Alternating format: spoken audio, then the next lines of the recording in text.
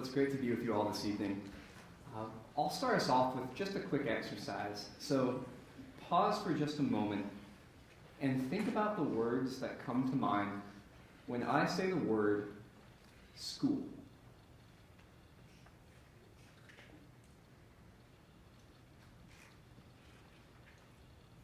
So this word, school, we get it from Greek through Latin, and in Greek, the word school means leisure.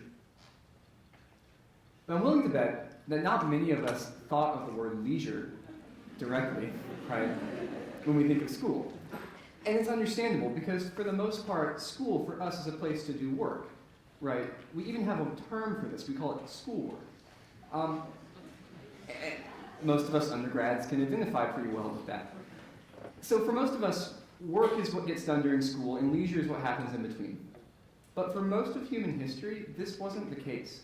This is actually a pretty new concept. And to understand what this means for us, whether it's a good thing or not such a good thing, we need to go back and understand what leisure actually is. And in the process, rediscover this concept we call contemplation. So the inspiration for all of this comes from a book called Leisure, the Basis of Culture by Joseph Pieper. So Pieper was writing at a very interesting time in human history. See, the book was published in the early 1950s, which means he was authoring it during the reconstruction of Europe after the Second World War. And this reconstruction isn't just a physical reconstruction, because more than just buildings and structures had been damaged. Entire nationalities, cultures, countries had been attempted to be eliminated from the map. They've been heavily damaged. And so this reconstruction of Europe is also a reconstruction of the culture of Europe. And in the midst of all this reconstruction, Pieper publishes this book arguing that it must be centered and focused on leisure, that our work and our activity must be centered around this concept of leisure. And to us, today, that might seem really strange. When there's all this work that needs to get done, how on earth can we talk about leisure? And the reason why we think that is because for most of us, leisure involves inactivity. Right? Work is doing something, leisure is just not doing something. But I'm here to suggest that that's not what leisure is. So my argument is very simple. All it is that leisure is essential to our culture and to our human lives. Now let's say you didn't agree with that. You can disagree, that's fine. But this concept and this issue of leisure is not going away anytime soon. In fact, it's going to become more and more pertinent, and we're going to all encounter it more in the future because of a very simple phenomenon called automation. Right? We can disagree about the future of automation. Some people think that in the future, 100% of our work will be automated. So anything that can be done by a human will be done by a machine. Other people disagree. They think that there will always be some work that humans can exclusively do, even if machines take over a lot of our jobs. Regardless of what you think about that outcome, and this is why it's important, it doesn't matter what you think the ultimate outcome of automation is. All of us here can agree that over the next few decades, in the peak of our working lives, automation is going to continue to grow and be able to perform more and more tasks for us, which means something very important. It means that we're going to be able to produce more output with the same, if not less, human input. And the consequence of that is that we are going to have more time. We're going to have more available time. And though people often like to imagine what this post-scarcity economy might look like, not a whole lot of folks are talking about what we're going to do with that extra time that we have. And it's really important that we have that conversation, because if we're not careful, that extra time we end up with will be taken from us. But it's not going to be taken, more likely than not, from or by some institution or some organization. If we're not careful, that time will be taken from us by ourselves. It will be taken from us by filling it with just more work, under the assumption that, well, if we have more time to do stuff, we may as well do more stuff. See, this is why leisure is so fundamental and important. I ask you to reflect on this simple question, or these two simple questions. Do you live in order to work, or do you work in order to live? More than just being a fun play on words, those two questions are actually pretty important. Because if you think that you need to live in order to work, you make work the purpose and goal of your life. You make work the thing that gives your life, literally, reason for existing. But that's not true. That's really frightening. Because you're a whole lot more important than just your job, right? If you believe instead that we need to work in order to live, you make work a service to the human person. Not just to yourself, but to others, right? If we understand and build a proper mentality around this idea that work exists for us, that it's a service to humanity and to each other, then we can start to build a culture based around the understanding that we need to work in order to serve ourselves and our fellow members of this planet. And what that ultimately means is that we'll be able to understand that work allows us to have leisure. When we can get what we need to get done, we then end up with the time to be leisurely. But we can't do that unless we get work finished. I think all of us can relate to this phenomenon, right? You can't have leisure time if you're procrastinating 3 assignments due tomorrow at 11:59 p.m. by binge watching Netflix. It doesn't work. That's not leisurely, right? That's idleness, which is the opposite of leisure. Idleness is just inactivity, right? We don't want that. What we really want is to be able to encounter what's beautiful, what's good, what's true, right? And we need to recover this understanding of leisure if we're going to do that. And in order to have leisure, we must get work done. So Aristotle has this quote. He says, literally, the translation comes out, we are unleisurely in order to have leisure. So why is this important? Well, why do I bring this up? Because, like I said, you're a lot more important than your job. Your value is not contingent upon the output that you produce. And we need to recover that understanding. Because all too often, we fall into the trap of thinking that the output of something by itself is what justifies that thing. And this is frightening because we all have different abilities. We can all do different things. We have different interests and likes, tendencies, inclinations, right?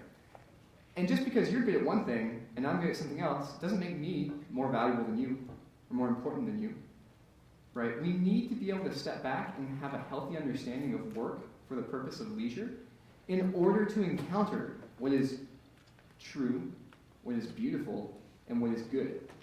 Not because those things are outputs of our work, but because they are. See, your life is charged with meaning, purpose, and significance, not because you produce something that some people find interesting, but because you are. And that's really important to understand. That is how we should center our lives, right? Around the inherent value, the gift that we have of life itself. So why do I say this? Well, there's a risk here.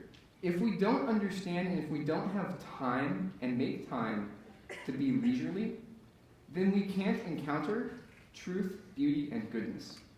Those things fall away, they fade away. We don't have time to actually look at them and see them and to contemplate them. Right? And our culture has done this much to us. We're told that truth doesn't exist, beauty is only a human construct, and goodness is whatever you want it to be. That's frightening because the natural curiosity of a child craves truth. When you go out into the forest, up into the sequoias north of San Francisco, they're beautiful. Not because of something you did or because you think they are, but because they are.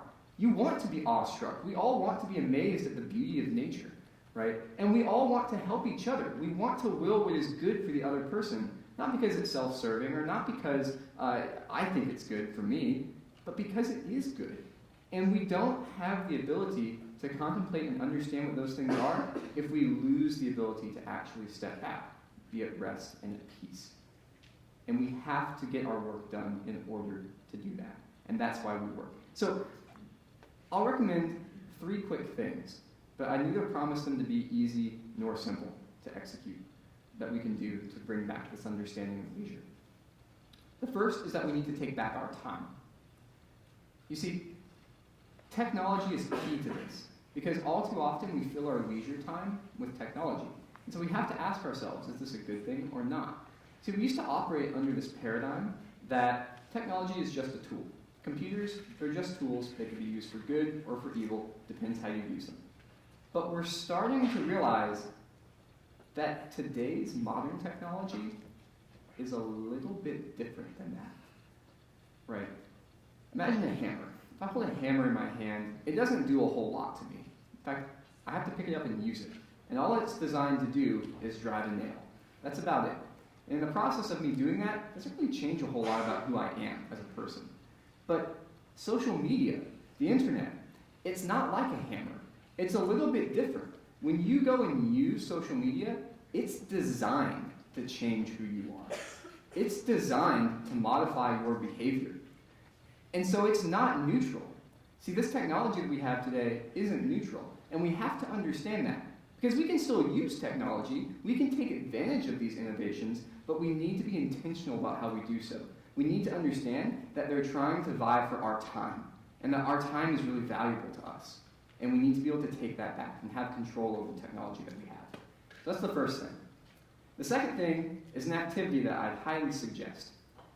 Take a look at your day, list all the activities that you've performed over a day, maybe a week or a month, and scrutinize yourself. Don't just say, well, I went to class. No, I spent this time calling my parents. I was on this social media app for X amount of time. I went to class, took notes, etc. To the best of your abilities, list all these things out. And then ask yourself, if you could only do 3 of them, what 3 would they be? Are you really okay with those 3 things if you had to live with just that? It's a hard exercise, believe me, but it helps us to understand what's really important in our lives. So the last thing I'll recommend, the third thing, is that we need to be intentional with each other and with ourselves. And this is sort of what underlies the whole concept of leisure. We need to be intentional with how we spend our time. I'll give an example. When the Soviets started taking over countries in the early 1900s, the mid-1900s, one of the first things they did was to put husband and wives on opposite working schedules so that they could hardly see each other and spend time with their kids. And related to that deeply, they also outlawed Sundays, which, especially for Christians, is a very, very special, holy, and important day. And the reason they did that was because Sunday was set aside as a day of rest. Well, they outlawed them in favor of just a shifting work schedule, right? So that there was no time specifically set aside to be intentional, to be at rest, to have leisure. Now, we might look at ourselves today and think, wow, we've evolved so much from that ancient concept of authoritarianism from the 20th century. But have we really? Right? Pause for a moment and think about all the times that you spent your weekends immersed in work, especially here as students, right? Your whole weekend, your whole Sunday just spent working, laboring, studying, getting stuff done. Even if you're not a student, if you're in the working world, imagine all those times you spent traveling, doing business work, right? What the Soviets had to do by force, our culture has done without hardly lifting a finger. And that's really frightening. We need to take that back. We need to be intentional about our leisure time so that we can actually have it and enjoy it. Finally, the last thing I'll leave you with is this. It's really hard to pin down precisely what leisure is because all of us encounter it in a slightly different way. But the best example I can think of is a Sunday brunch with your best friends where you just lose track of time, lost in conversation. And when you remember that time that you spent, you don't remember the chronological passing of time. You just remember the fullness of the event, the time that you spent with your friends.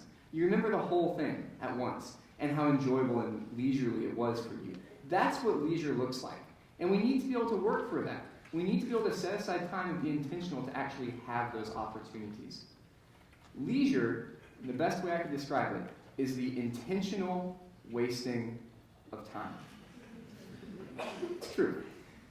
And so with that said, I hope the past few minutes have been completely useless and a complete waste of your time. Thank you.